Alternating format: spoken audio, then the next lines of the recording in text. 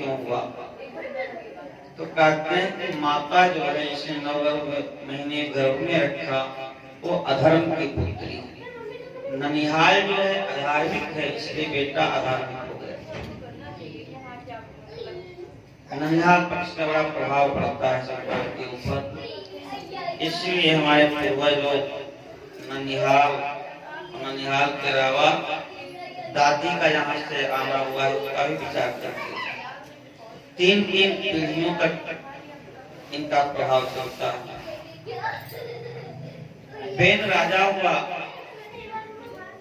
और राजा होते ही उसने घोषणा करवा दिया, नयस्तव्यम नदातव्यम नहोतव्यम दिया उचित। हमारे देश में कोई यज्ञ नहीं करेगा, कोई दान नहीं देगा, कोई भगवान की कथाएं नहीं सुनेगा। चारों तरफ धर्म के ऊपर आक्रमण हुआ। ऋषि ने विचार किया, ध्रुव जी का इतना पावन वंश और उस वंश में बेन कहां से उत्पन्न हो गया, इसको एक बार समझाना चाहिए। ऋषि लोग आए हैं और बेन को समझाने लगे, राजन भगवान नारायण की आराधना से सुख संपत्ति समृद्धि आती है, इसलिए बार बार महर्षि वाल्मीकि प्रार्थना करते हैं, बलम विष्णु प्रवर्धताम, बलम विष्णु प्रवर्धताम, भगवान विष्णु का बल बढ़े। हमारे आचार्य लोग कहते हैं, मंगलम कोसलेन्द्राय महनीय गुणाब्धे, भगवान आपका मंगल हो। क्यों? भगवान का जब मंगल होगा तो हम सबका मंगल अपने आप हो जाएगा। बेन को समझाने लगे, बेन हंसने लगा और कहा, ऋषि बताओ कि राजा के शरीर में कितने देवताओं का वास होता है? ऋषियों ने बताया, विष्णु विरिंचो शिवा, विष्णु ब्रह्मा शिव इंद्र वरुण कुबेर अग्नि वायु, ये सब राजा के शरीर में अंश रूप से निवास करते हैं। तो कहे, जब सारे लोग हमारे ही शरीर में निवास करते हैं तो हमारी पूजा न करके तुम अलग से विष्णु की पूजा क्यों करना चाहते हो? तुम लोग तो वैसे ही हो जैसे कोई स्त्री रहे अपने पति के घर में, खाए अपने पति का दिया हुआ वस्त्र, पहने पति के दिए हुए, और स्मरण करे अपने जार पति का। हमारे राज्य में आप सब रहते हो, हम आपकी रक्षा करते हैं, तब आप हवन यज्ञ आदि करते हो, तो हमारा ही पूजन क्यों नहीं? ऋषियों को लगा कि इनकी बुद्धि पूरी तरह से भ्रष्ट हो चुकी है। ऋषियों ने हुंकार किया, उनके हुंकार करते ही बेन पहले से ही मरा हुआ था, उसके प्राण पखेरु उड़ गए। ऋषि लोग लौट करके जा रहे थे, देखा दसों दिशाओं में अंधकार ही अंधकार है, धूल उड़ रही है, अराजकता फैल गई। हम भले ही पुलिस विभाग का दोष देते हैं, लेकिन उसके भय से सब अनुशासित करते हैं। और नहीं, पुलिस विभाग को हटा दिया जाए तो पता लगा कि आधे घंटे में ही सब कुछ तहस नहस हो जाए। ऋषियों ने विचार किया कि भले ही अधार्मिक राजा था, लेकिन इसका अनुशासन बड़ा कठोर था। उसके डर से सारी प्रजा भयभीत रहती थी। कैसा भी उद्दंड वारिया हो, अहीर जो है, लेकिन अपनी लाठी के बल पर 100 लोगों को घेर के रखता है। ऐसे ही शासक के अंदर यदि कठोरता है और कोई योग्यता हो चाहे न हो, सुदेश नंदो बलवान से बानर, केवल कठोरता हो तो प्रजा उससे भयभीत रहती है। लौट करके ऋषि लोग फिर आए और उन्होंने बेन की जंघा का मंथन किया। एक नाटे कद का काला पुरुष प्रकट हुआ और हाथ जोड़ के खड़ा हो गया, किम करोमी, मैं क्या करूं। ऋषियों ने कहा निशीर, यहीं बैठ जाओ कोने में। उसके जो आगे की संतानें हुई उन्होंने जंगल के पशुओं को मार करके अपना जीविका का साधन बनाया। उसी जाति का नाम हो गया निषाद जाति। तो बेन के शरीर में जो पाप का अंश था वह निकल गया। अब उनके दाहिनी भुजा का मंथन हुआ। महाराज पृथ्वी प्रकट हुए और बाईं भुजा का मंथन हुआ तो महारानी अर्ची प्रकट हुई। ये पृथ्वी भगवान के अंशावतार हैं और अर्ची जी विष्णु की अनपायनी शक्ति लक्ष्मी का अंशावतार। पृथ्वी महारानी की जय। दिव्य स्वर्ण में सिंहासन पर भगवान पृथ्वी और महारानी अर्ची विराजमान हुई। ऋषियों ने सुंदर तीर्थ के जल से अभिषेक किया है, मंत्रों का पाठ किया, स्तुति करने लगे। पृथ्वी जी ने कहा कि हे ऋषियों, आप स्तुति क्यों कर रहे हो? अभी तो हमने कुछ किया ही नहीं। स्तुति नाम गुणान कथनम। आप इतने महान हैं, आपने ये कार्य किया, आपने ये कार्य किया, इसका नाम स्तुति है।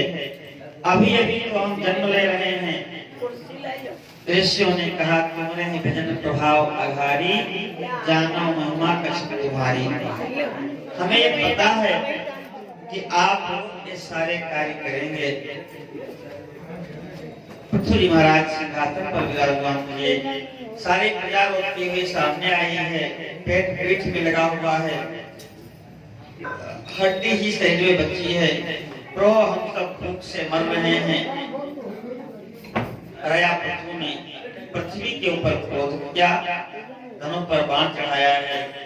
वसुधे त्वाम अधिष्यामि मच्छासन परामुखे। पृथ्वी में तुम्हारा वध कर दूंगा।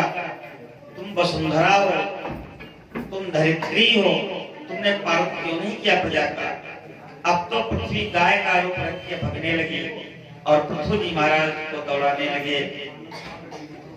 सब जगह पृथ्वी आकाश पाताल दौड़ के थक गई पृथ्वी। तो कहे प्रभु आप क्यों हमारा वध करना चाहते हैं? आप ही हमारे रक्षक हैं और जब आप ही वध करेंगे तो हम किसकी शरण में जाएं? पृथ्वी जी महाराज ने कहा कि तुम प्रजा का पालन क्यों नहीं कर रहे हो? तो कहे बेन अधार्मिक प्रजा क्या, और जब कोई पाप करता है तो हम दुखी हो जाते हैं। हमने अन्न और फल देना बंद कर दिया और हमारे अंदर ही वो सब पच गया। अब आपकी इच्छा है तो जिसको जो चाहिए बछड़ा बन के हमसे दूर ले, हम गाय के रूप में प्रस्तुत हैं। अब तो क्रोध गायब हो गया पृथ्वी महाराज का। वात्सल्य बस उन्होंने पृथ्वी को पुत्री मान लिया है। इसीलिए पृथ्वी पृथ्वी पृथ्वी की ये अपत्या है, पृथ्वी की ये पुत्री है, इसी का नाम पृथ्वी। भागवत के अलावा कोई पूछे कि पृथ्वी को पृथ्वी क्यों कहा जाता है तो किसी के पास कोई उत्तर नहीं। पृथ्वी की बेटी है, इसका नाम पृथ्वी। अब सबके सब बछड़ा बने हैं, स्वयं मनो बछड़ा बने और उन्होंने औषधियों को दुहा है, अन्न को दुहा है, फलों को दुहा है। सारे मानव जाति की रक्षा हुई। बृहस्पति जी बछड़ा बने हैं, उन्होंने वेदों को दुहा है। प्रहलाद जी बछड़ा बने हैं, उन्होंने लोहे के पात्र में आसव का दोहन किया है, मज्जा का दोहन किया है। विश्वावसु बछड़ा बने हैं, उन्होंने कमल के पत्र को अपना दोहन पात्र बनाया और रूप का दोहन किया है। ऐसे ही सब के सब अपने योग्य जो चीज का दोहन किया। सारी प्रजा सुखी हो गई। चारों तरफ समृद्धि ही समृद्धि है पृथ्वी महाराज के राज्य में।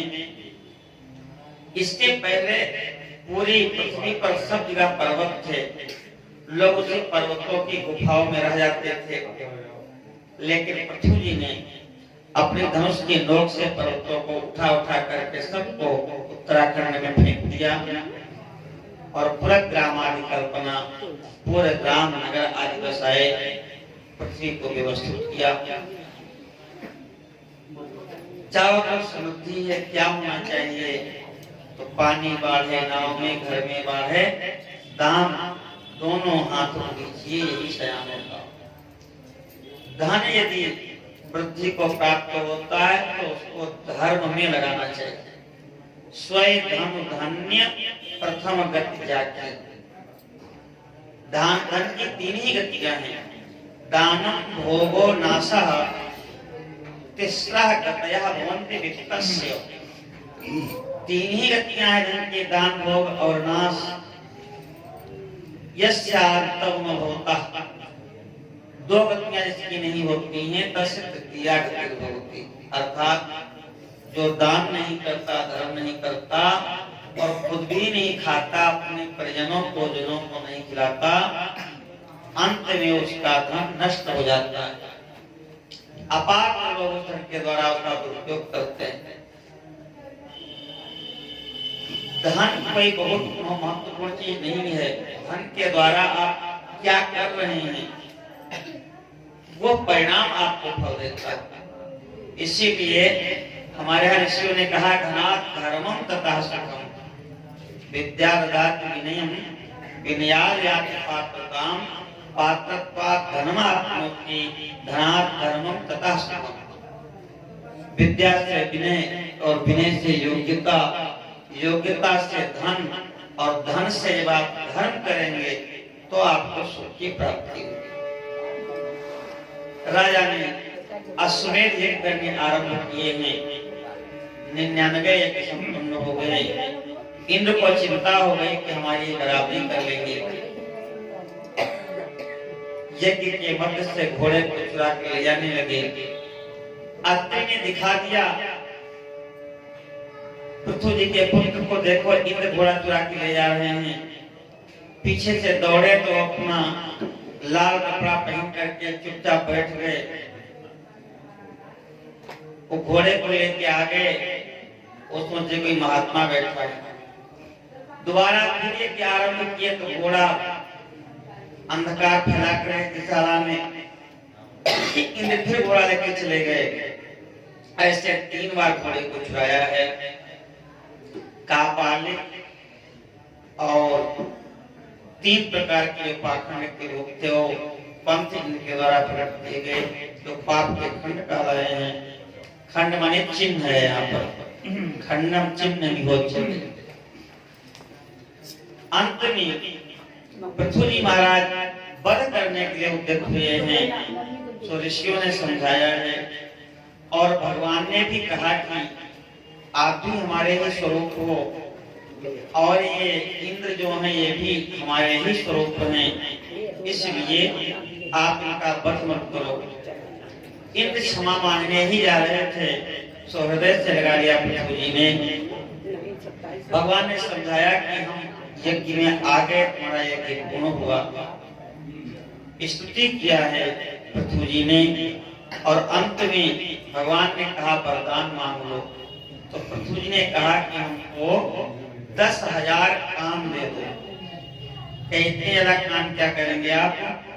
कहे कि आपकी कथा सुना।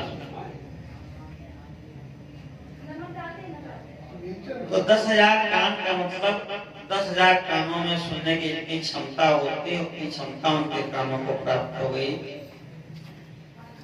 इस प्रकार से पृथ्वी महाराज का चरित्र है। तो पृथ्वी भगवान की जय।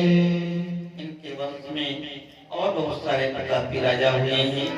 पृथ्वी जी का चरित्र 9 अध्याय में है और बहुत महत्वपूर्ण है।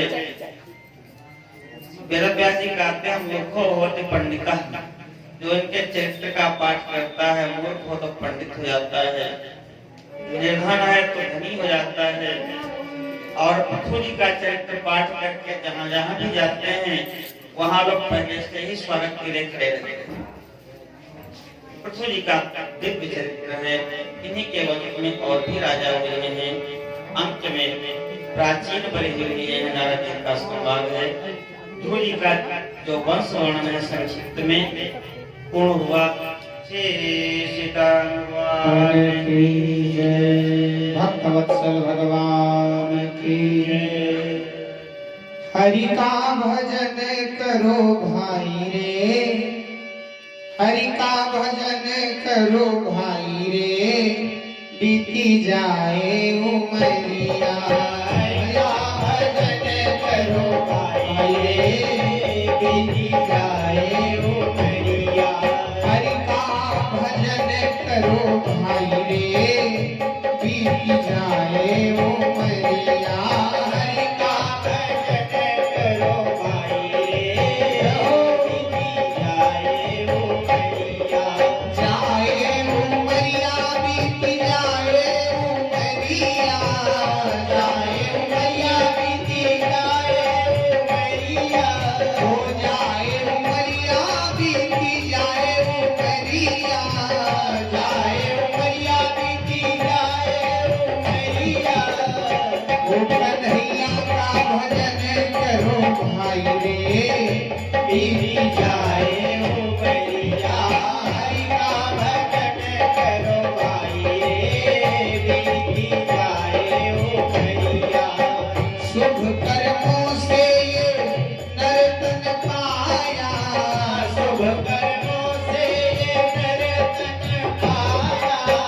चाँद सा मुखड़ा ये कंचन सी काया, चाँद सा मुखड़ा ये कंचन सी काया। पुण्यों की कर ले कमाई रे, हाँ पुण्यों की कर ले कमाई रे, क्योंकि बीती जाए उमरिया। हरि का भजन करो भाई रे, बीती जाए उमरिया। क्योंकि साधक कहता है, भक्त कहता है, पापों की लादे तू फिरता गठरिया। पापों की लादे तू फिरता गठरिया। जाना होगा प्रभु की नगरिया, जाना होगा प्रभु की नगरिया। इसलिए जीवन में कर ले भलाई रे, बीती जाए उमरिया। हरि का भजन करो भाई रे, बीती जाए उमरिया। हो जाए उमरिया, बीती जाए उमरिया। जाए उमरिया, बीती जाए उमरिया। हो जाए उमरिया, बीती जाए उमरिया। जाए उमरिया, बीती जाए उमरिया। हरि का भजन करो भाई रे, बीती जाए उमरिया। हरि का भजन करो भाई रे, बीती जाए उमरिया। क्योंकि मानव जीवन बड़े भाग्य से मिला है, बड़े भाग्य मानुष तन पावा, सुर दुर्लभ सदग्रंथ नहीं गावा। तीनों गरीबों की सेवा तू कर ले, तीनों गरीबों की सेवा तू कर ले। दान पुण्य व्रत तीर्थ कर ले, दान पुण्य व्रत तीर्थ कर ले। क्योंकि अरे मौका है तज दे बुराई रे, हो मौका है तज दे बुराई रे, हो बीती जाए उमरिया। हरि का भजन करो भाई रे, बीती जाए उमरिया। ओ प्रभु का भजन करो भाई रे, बीती जाए उमरिया। प्रभु का भजन करो भाई रे, बीती जाए उमरिया। क्योंकि इस संसार में चाहे अमीर हो गरीब हो, मूर्ख हो विद्वान हो, दुर्बल हो बलवान हो, जो आता है उससे जाना होता है। बलदेवों विक्रम नदीच गए, अनुपात गे भारत थाना। धरा के प्रमाण यही तुलसी, जो खरा सो धरा, जो बरा सो उठाना। जो आता है उसको जाना होता है। साधक कहता है अंत समय पछताना ही होगा, अंत समय पछताना ही होगा, छोड़ के सब कुछ जाना ही होगा, छोड़ के सब कुछ जाना ही होगा। अरे कहते अटल समझाई रे हो, कहते अटल समझाई रे, ये बीत जाए उमरिया, हरि का भजन करो भाई रे, बीत जाए उमरिया, हो जाए उमरिया, बीत जाए उमरिया, जाए उमरिया, बीत जाए उमरिया, जाए उमरिया, बीत जाए उमरिया, जाए उमरिया, बीत जाए उमरिया, ओ हरि का भजन करो भाई रे, बीत जाए उमरिया, हरि का भजन करो भाई रे, बीत जाए उमरिया।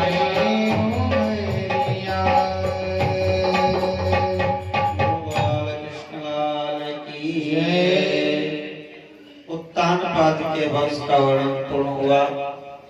दूसरे जो पुत्र है मनु जी के, उनका नाम है प्रियव्रत। प्रियव्रत जी का संसार के प्रति अनुराग नहीं था। उन्होंने नारद जी से मंत्र दीक्षा लिया और हिमाचल के तलाटी में तपस्या करने चले गए। एक समय की बात है, ब्रह्मा जी का दर्शन करने मनु जी गए अपने पिता के पास। प्रणाम करके कुशल क्षेम हुआ, बेटियों के वंश का वर्णन सुना, बड़े प्रसन्न हुए। उत्तानपाद के वंश का वर्णन सुना और प्रसन्नता हुई। बड़े लोग वंश वर्णन खूब सुनते हैं। वो बेटी थी उसके कौन हुआ, फिर उनकी बेटी थी उसके कितने बच्चे हुए। ब्रह्मा जी को बड़ी प्रसन्नता हुई। फिर क्या तुम्हारा छोटा बेटा था, उसका क्या हुआ? कहे पिताजी उसने तो विवाह ही नहीं किया। अब तो बाबा को बड़ा झटका लगा कि बेटे ने पोते ने विवाह नहीं किया। कहे जल्दी से चलो उसको समझाते हैं। सो हंस पर बैठे और जहां तपस्या कर रहे थे प्रियव्रत जी, वहीं पर आ गए। अपने पिताजी को और बाबा को आए देखा, आसन से खड़े हो गए प्रियव्रत जी, प्रणाम किया। ब्रह्मा जी समझाने लगे कि भैया देखो, हम तुमको बहुत पते की बात बताते हैं। तपस्या करने से, यज्ञ करने से, भजन करने से कुछ नहीं होता। होता वही है भगवान चाहते हैं। और कोई चाहे कि हम भगवान की आज्ञा का उल्लंघन कर लें, तो किसी में सामर्थ्य नहीं है कि परमात्मा की आज्ञा का या उनकी इच्छा का उल्लंघन कर सके। निबोधता ते दमृतं गवेमि मासूयितुं देवमर्हस्य प्रमेयम् न तस्य कश्चित् तपसा विद्यया वा न योगवीरेण मनुष्यया वा। तपस्या के द्वारा, विद्या के द्वारा, बुद्धि के द्वारा परमात्मा का अतिक्रमण कोई नहीं कर सकता। ब्रह्मा जी ने समझाया कि जैसे किसान गेहूं की दौरी करता है तो 20 बैलों को एक की नाद करके और एक की रस्सी अपने पास रखता है और बाकी बैल उसी के आसपास घूमते रहते हैं। ऐसे ही भगवान नारायण ने वेद रूपी रस्सी में शिव जी को, हमको, कुबेर, वरुण जितने लोकपाल, दिक्पाल सबको बांध रखा है और हम सब उन्हीं की इच्छा के अनुसार चलते हैं। इस समय परमात्मा की इच्छा है कि हम सब सृष्टि का विस्तार करें, इसलिए आपको भी सृष्टि का विस्तार करना चाहिए। अब तो प्रियव्रत जी असमंजस में पड़ गए, क्या किया जाए। उसी समय नारद जी जो उनके गुरु थे वो आ गए, गुरुदेव को प्रणाम किया और कहा विधि बताइए। नारद जी ने कहा ये खड़े हैं हंस के ऊपर, ये हमारे भी गुरु और पिता हैं, ये जो कह रहे हैं वही सबसे ठीक है। गुरुदेव के पिता की आज्ञा मान के प्रियव्रत ने विवाह किया। उनके आग्नेत्र और आग्नेत्र के नाभि और नाभि के ऋषभ देव जी हुए हैं। मेर देवी के गर्भ से ऋषभ देव जी भगवान के अवतार हैं। तो ऋषभ देव भगवान की जय। ऋषभ देव जी जैनों के आर्य तीर्थंकर हैं। सबसे पहले तीर्थंकर ऋषभ देव जी हैं। हम उनको भगवान मानते हैं, उनकी पूजा करते हैं, उनका नाम जयकार करते हैं, लेकिन उनकी शिक्षाओं को या धर्म जो चला है उसको इसलिए नहीं मानते क्योंकि वो वेद के विरुद्ध है। नग्न रहना और उन्मत्त होकर चलना ये वेद की आज्ञा नहीं है। नासमझी के कारण लोग ने उन्होंने जो किया उसको उतार लिया, इसलिए हम उस धर्म को स्वीकार नहीं करते, लेकिन उनको भगवान मानते हैं।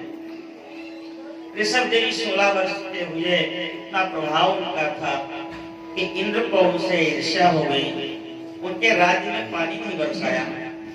अभी तक इस देश का नाम भारतवर्ष नहीं था, इसको अयनाभ खंड, आर्यावर्त इन नामों से जाना जाता था। ऋषभ देवी ने अपने योग बल से मेघों को उत्पन्न करके वर्षा कराई, चारों ओर सुख समृद्धि फैली रही।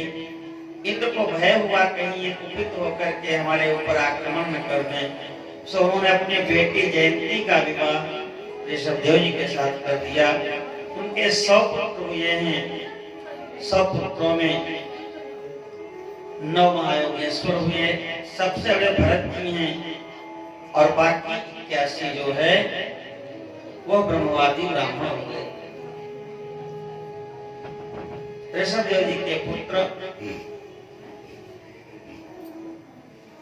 जो सबसे बड़े पुत्र हैं भरत जी, ऋषभ देव जी ने अपने पुत्रों को उपदेश दिया है कि मानव शरीर पाकर के परमार्थ का साधन कर लेना चाहिए। परमार्थ साधन ये है कि हम शरीर नहीं हैं, इसलिए शरीर में जो घटता बढ़ता है, जो भी विकार होते हैं, इनके द्वारा हमको अपने मन को क्षीण नहीं करना चाहिए। आत्मा एक रस रहती है, वही आपका स्वरूप है। ऐसा जो बतावे वही हमारा हितैषी है। ऐसा करके उपदेश दिया ऋषभ देव जी ने। अंत में भरत जी को राजा बना करके और जंगल को चले गए। बालों को बिखेर करके अपने शरीर में तमाम अपवित्र पदार्थ लगा लिए हैं और एक जगह जाकर के लेट गए, जैसे अजगर लेटता है, अपने ही मलमूत्र को अपने ही शरीर में लगा लेते हैं। लेकिन उनके मलमूत्र में दुर्गंध नहीं है। 10 योजन तक सुगंधि का विस्तार हो गया। सारी सिद्धियां आई हाथ जोड़ करके इनको स्वीकार कर लीजिए, लेकिन ऋषभ देव जी ने कोई सिद्धि स्वीकार नहीं किया। परीक्षित जी को आश्चर्य हुआ कि सिद्धियों के लिए ही सब तपस्या करते हैं और वो सारी सिद्धियां आई ऋषभ देव जी के पास, उन्होंने क्यों नहीं स्वीकार किया। सुखदेव जी समाधान करते हैं कि सिद्धियों का उपयोग क्या है, हम भोग करें अथवा किसी को भोग के लिए प्रदान करें, और भोग जहाँ पर है वहां परमात्मा से दूरी है। तो सिद्धियां रहेंगी, कभी न कभी मन में विकार आ जाएगा, और जब विकार आ जाएगा, सिद्धियां रहेंगी तो हम भोग में चले जाएंगे और हमारा पतन हो जाएगा। इसलिए ऋषभ देव जी ने सिद्धियों को स्वीकार नहीं किया। कई बार हमको भी लगता है, आपको भी लगता है कि हमारा मन तो बिल्कुल निर्मल हो गया, हम बिल्कुल शांत हैं, अब कोई विकार आने वाले नहीं हैं। लेकिन सावधान, भगवान शिव से बड़ा कोई न योगी है, न कोई तपस्वी है, लेकिन यदि विश्रम्भा चिराग चीर्णम चस्कंद तप ऐश्वर्य, थोड़ा सा मन को छूट लिए और मोहिनी का रूप देखा सो अनंत काल से संचित तेज चांदी और सोने के पहाड़ के रूप में परिणत हो गया। तो जब शिव जी का मन विचलित हो सकता है तो और सबका विचलित हो सकता है, इसलिए मन पर विश्वास नहीं करना चाहिए। न कुर्यात्कर्मा मनस्य हिनवस्तुते यदि विश्वभाचिराचीनम सस्तम तत्पदेश्वरम। अंत में वन के दावरम लगाए अरे नहीं देवी ने भरत जी का चरित्र वृद्धावस्था में भरत जी ने अपने पुत्रों को राज किया और गंडकी नदी के किनारे पुनः आश्रम में चले गए हैं, जो आजकल नेपाल में है।